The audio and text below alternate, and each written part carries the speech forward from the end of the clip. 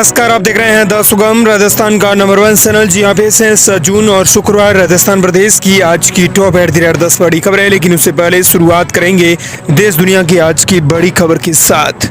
बड़ी खबर, मोदी ने विश्व पर्यावरण दिवस के अवसर पर अपने पीएम आवास पर लगाया सिंदूर का पौधा। गुजरात दौरे पर 1971 के भारत पाकिस्तान युद्ध की वीरांगनाओं ने दिया था। पीएम नरेंद्र मोदी ने गुरुवार को विश्व पर्यावरण दिवस के अवसर पर पीएम आवास पर सिंदूर का पौधा लगाया। ये पौधा उन्हें 25 और 26 मई को गुजरात दौरे के दौरान कच्छ में 1971 के भारत पाकिस्तान युद्ध में बहादुरी दिखाने वाली महिलाओं के ग्रुप ने भेंट किया था। दरअसल इस सिंदूर के पौधे को ऑपरेशन सिंदूर से जोड़कर देखा जा रहा है। इस पौधे को प्रधानमंत्री आवास में लगाने का सौभाग्य मिला है। पीएम ने कहा कि ये पौधा हमारे देश की नारी शक्ति के शौर्य और प्रेरणा का सशक्त प्रतीक बना रहेगा। चलिए बात कर लेते हैं राजस्थान प्रदेश की आज की बड़ी खबरों की और शुरुआत करते हैं राजस्थान प्रदेश की आज की पहली बड़ी खबर के साथ। बड़ी खबर, राजस्थान के हेल्थ मिनिस्टर की पत्नी की साइलेंट अटैक से है मौत। राजस्थान के हेल्थ मिनिस्टर गजेंद्र सिंह खेवसर की पत्नी प्रीति कुमारी की साइलेंट अटैक से गुरुवार सुबह मौत हो गई। प्रीति कुमारी रात को खाना खाकर सोई थी। सुबह नहीं उठी तो परिजन ने उन्हें उठाने की कोशिश की, लेकिन उन्होंने कोई रिस्पॉन्स नहीं किया। घर वाले उन्हें नजदीक के प्राइवेट हॉस्पिटल यानी दुर्लभ जी लेकर गए। यहाँ डॉक्टरों ने मृत घोषित कर दिया। डॉक्टरों ने बताया कि प्रीति कुमारी को साइलेंट अटैक आया था, इसके कारण सोने के बाद उनकी डेथ हो गई। इधर आपको बता दें कि राजस्थान सरकार के मुख्यमंत्री वजला शर्मा ने भी शोक संवेदना प्रकट की है। वहीं दिया कुमारी ने कहा कि राजस्थान सरकार में चिकित्सा मंत्री श्री गजेंद्र सिंह खेवसर की धर्मपत्नी श्रीमती प्रीति कुमारी के आकस्मिक निधन का समाचार पीड़ादायक है। इधर राष्ट्रीय लोकतांत्रिक पार्टी के संयोजक हनुमान बेनीवाल ने भी संवेदना व्यक्त की है। दुखद समाचार उन्होंने कहा कि प्राप्त हुए हैं। परम पिता परमेश्वर दिवंगत आत्मा को अपने श्री शरणों में स्थान प्रदान करें एवं शोकाकुल परिजनों को दुख की इस कठिन घड़ी में धैर्य और संबल प्रदान करें। अगली बड़ी खबर, प्रॉपर्टी खरीद में नहीं हो सकेगा काले धन का इस्तेमाल, 2 लाख से ज्यादा का कैश लेन देन तो होगी कार्रवाई। राजस्थान में अब प्रॉपर्टी खरीद में काले धन के इस्तेमाल पर रोक लगाने की तैयारी है। सुप्रीम कोर्ट के आदेश के बाद राजस्थान सरकार ने ऐसे लेन देन के खिलाफ एक्शन को लेकर आदेश भी जारी कर दिया है। दरअसल सुप्रीम कोर्ट ने कहा था कि अब किसी भी व्यक्ति यानी संस्था, अदालत या रजिस्ट्री विभाग द्वारा 2 लाख रुपए से ज्यादा का नकद लेन देन करने पर इसकी जानकारी तुरंत आयकर विभाग को देनी होगी। नए नियमों को तोड़ने पर न सिर्फ संबंधित व्यक्ति बल्कि जिम्मेदार अधिकारी भी सख्त कार्रवाई की जाएंगी। राजस्थान सरकार ने इस संबंध में सर्कुलर जारी कर दिया है। राजस्थान सरकार ने 29 मई को एक महत्वपूर्ण सर्कुलर जारी कर प्रॉपर्टी की खरीद बिक्री में होने वाली कर, चोरी और काले धन के इस्तेमाल पर लगाम लगाने की पहल की है। बता दें कि इससे कई अधिकारियों को करना होगा अनिवार्य ये काम। इसमें स्टाम्प ड्यूटी और अन्य शुल्कों की सही वसूली के साथ नकद लेन देन की सीमा का कड़ाई से पालन करना होगा। सभी विभागों को आपसी समन्वय के साथ कार्य करना पड़ेगा ताकि किसी भी स्तर पर नियमों का उल्लंघन न हो सके। अगली बड़ी खबर, राजस्थान में जयपुर, कोटा सहित 12 जिलों में भारी बारिश, झमाझम बारिश से तापमान भी गिरा। आज फिर बदलेगा मौसम, लू का भी अलर्ट। पश्चिमी विक्षोभ के असर से राजस्थान में जयपुर सहित 10 से ज्यादा जिलों में बारिश हुई है। लगातार बारिश के कारण प्रदेश के अधिकतर जिलों में तापमान 40 डिग्री से नीचे आ गया है। वहीं हवा में ठंडक घुलने से जून में भी मौसम ठंडा हो गया है। मौसम केंद्र ने आज 22 जिलों में आंधी बारिश का येलो अलर्ट जारी किया है। विभाग के अनुसार आज से मौसम बदल सकता है। आंधी बारिश का दौर थमने के साथ ही गर्मी बढ़ने की भी आशंका है। वहीं इधर आपको बता दें कि आज 10 से ज्यादा जिलों में दिन भर रुक रुक कर बारिश हुई। इधर शेडावा में 32 मिमी बारिश रिकॉर्ड दर्ज की गई है। झुंझुनू जिले के शेडावा कस्बे में बुधवार रात से गुरुवार सुबह तक रुक रुक कर तेज बारिश का दौर लगातार जारी रहा। इधर कोटा में भी बारिश हुई। वहीं आपको बता दें कि भरतपुर, जयपुर संभाग के अलावा अजमेर और बीकानेर संभाग के कुछ जिलों में बारिश होने की खबर सामने आई है।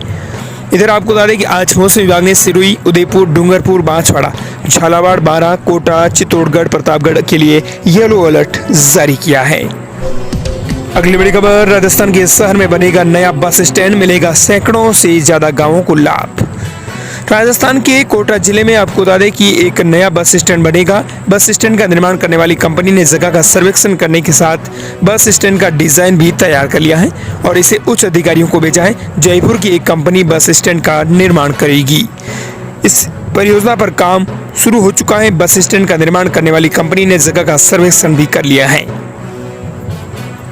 अगली बड़ी खबर, करणी माता के भक्तों को रेलवे की बड़ी सौगात, अब देशनोक स्टेशन पर रुकेंगी 4 सुपरफास्ट ट्रेनें। देश भर में अपने चूहों वाले मंदिर के लिए विश्व विख्यात करणी माता मंदिर अपने श्रद्धालुओं को अब रेलवे की ओर से खास सौगात मिली है। उत्तर पश्चिमी रेलवे ने श्रद्धालुओं की सुविधा को ध्यान में रखते हुए देशनोक रेलवे स्टेशन पर 4 जोड़ी सुपरफास्ट और एक्सप्रेस ट्रेनों को ठहराव की घोषणा की है। ये सुविधा प्रायोगिक आधार पर आगामी आदेशों तक जारी रहेगी। उत्तर पश्चिमी रेलवे के मुख्य जनसंपर्क अधिकारी कैप्टन शशि किरण के अनुसार रेलवे की इस घोषणा से न केवल बीकानेर और आसपास के श्रद्धालुओं को लाभ मिलेगा, बल्कि दूर दराज से आने वाले भक्तों की यात्रा भी और अधिक सुविधाजनक हो जाएंगी।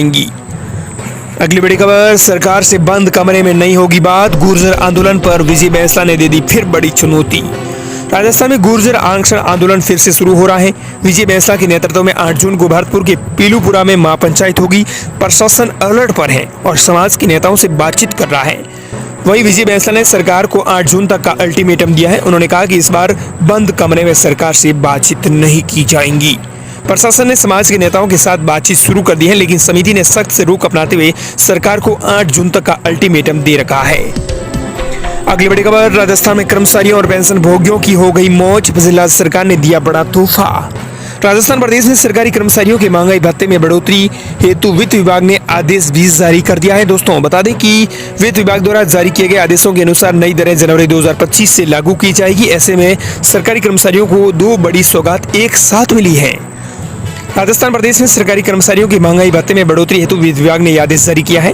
कर्मचारियों को महंगाई भत्ते में बढ़ोतरी के साथ साथ 3 महीने का एरियर भी मिलेगा। प्रदेश सरकार द्वारा मई महीने में मिलने वाली अप्रैल महीने की सैलरी और पेंशनर्स की पेंशन में बढ़े हुए डीए यानी डीआर का लाभ दिया जाएगा। 12.50 कर्मचारियों और पेंशनरों को मिलेगा बढ़े हुए महंगाई भत्ते का लाभ। दरअसल राजस्थान के करीबन 12 लाख कर्मचारियों और पेंशनर्स को इसका सीधा लाभ मिलेगा। पाठकों को बता दें कि प्रदेश सरकार ने अप्रैल में 7वें वेतनमान के अंतर्गत राज्य के 12.50 लाख कर्मचारियों और पेंशनरों का महंगाई भत्ता और राहत भत्ता 2% बढ़ाने का फैसला लिया है। कर्मचारियों को महंगाई भत्ते में बढ़ोतरी के साथ साथ 3 महीने का यह एरियर मिलेगा। अगली बड़ी खबर, देश भर के अंदर कोरोना, 5 महीने के बच्चे की कोरोना से मौत। 4 राज्यों में एक दिन में मिले 437 मरीज पॉजिटिव। देश में कोरोना के मरीजों की संख्या लगातार बढ़ रही है। गुरुवार को दिल्ली में कोविड से जुड़ी 2 और मौतें दर्ज की गई हैं। इसमें एक 5 महीने का बच्चा भी शामिल है। दिल्ली में केरल के बाद कोरोना के सबसे ज्यादा एक्टिव केस यानी 562 है। बता दें कि देश के अंदर आपको बता दें कि 4,867 एक्टिव केस हैं और 51 की मौतें हो चुकी हैं। और राजस्थान की बात करें तो यहाँ आपको बता दें कि कुल 155 एक्टिव केस चल रहे हैं। अगली बड़ी खबर, वरिष्ठ नागरिकों को पहली बार एसी ट्रेन में धार्मिक यात्रा। सीएम बजला शर्मा आज दिखाएंगे रामेश्वरम के लिए ट्रेन को हरी झंडी। प्रदेश में पहली बार वरिष्ठ नागरिकों को सरकार एसी ट्रेन से धार्मिक यात्रा पर भेज रही है। इस साल सरकार ने बजट में घोषणा की थी कि देवस्थान विभाग वरिष्ठ नागरिकों को एसी ट्रेनों में धार्मिक यात्रा करवाएगा। रामेश्वरम जाने वाली इस ट्रेन को गुरुवार सुबह 11:30 बजे मुख्यमंत्री बजला शर्मा दुर्गापुरा रेलवे स्टेशन से हरी झंडी दिखाकर रवाना करेंगे।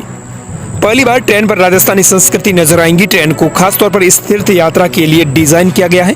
ट्रेन के 11 डिब्बों पर राजस्थानी लोक नृत्य, लोक कलाएं, तीज त्योहार की झलक नजर आएंगी। प्रत्येक कोच के लिए अलग अलग थीम के साथ डिजाइन तैयार करवाई गई है। इन पर अलग अलग मंदिर, दुर्ग, अन्य पर्यटक स्थल और अभ्यारण्य नजर आएंगे। अगली बड़ी खबर, सीएम बजला शर्मा ने संबल नदी को 1551 फीट लंबी सुंदरी उड़ाई। बोले कुछ लोग 18 सेल्सियस एसी चलाकर कंबल ओढ़कर सोते हैं, वो दूसरों को गर्मी दे रहे हैं। सीएम बजला शर्मा ने कहा कि जिस व्यक्ति ने 10 या 20 या 50 पौधे अपनी मां के नाम नहीं लगाए हैं, वो अपनी मां से प्यार नहीं करता है। उन्होंने कहा कि कुछ घरों में 18 डिग्री सेल्सियस पर एसी चलाकर कंबल ओढ़कर लोग सोते हैं। वह खुद तो ठंडक ले रहे हैं, लेकिन दूसरों को गर्मी दे रहे हैं। जयपुर के कार्यक्रम में सीएम ने कहा कि पर्यावरण को बचाने की परिकल्पना आज से नहीं है, ऋषि मुनियों और शास्त्रों से ही संदेश मिलता है। पश्चिमी देश आज पर्यावरण संरक्षण के बारे में चिंतन कर रहे हैं। इधर आपको बता दें कि सीएम बजला शर्मा ने संबल नदी को 1551 फीट लंबी सुंदरी उड़ाई है। अगली बड़ी खबर, एसआई पेपर लीक में पूर्व आरपीएससी मेंबर के बेटे को मिली जमानत, कोर्ट ने रखी शर्त। सब इंस्पेक्टर भर्ती परीक्षा 2021 पेपर लीक मामले में आरपीएससी के पूर्व सदस्य रामूराम रायका की बेटी के बाद अब उनके बेटे देवेश रायका को भी सुप्रीम कोर्ट से अंतरिम जमानत मिल गई है। इससे 3 दिन पहले ही 2 जून को बेटी शोभा रायका को भी अंतरिम जमानत मिली थी। अगली बड़ी खबर, आरसीबी के अंदर आपको बता दें कि जीत के बाद सीधे तौर पर कहें तो मृतकों के परिवार को अब 10-10 लाख रुपए देगी आरसीबी। घायल प्रशंसकों के लिए फंड बनाएगी टीम।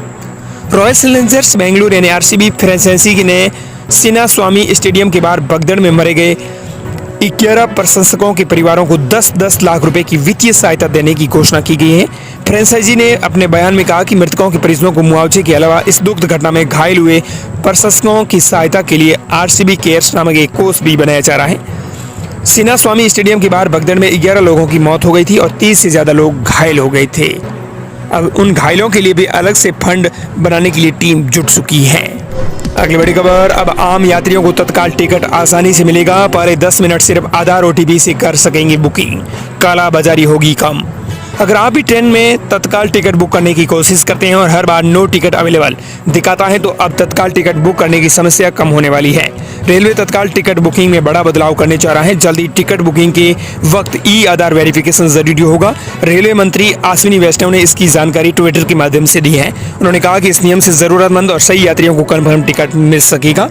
इससे फर्जी ID, एजेंट्स की धांधली और बॉट्स की बुकिंग पर भी लगाम लगेगी और आम यात्रियों को कन्फर्म टिकट मिलना भी आसान हो जाएगा।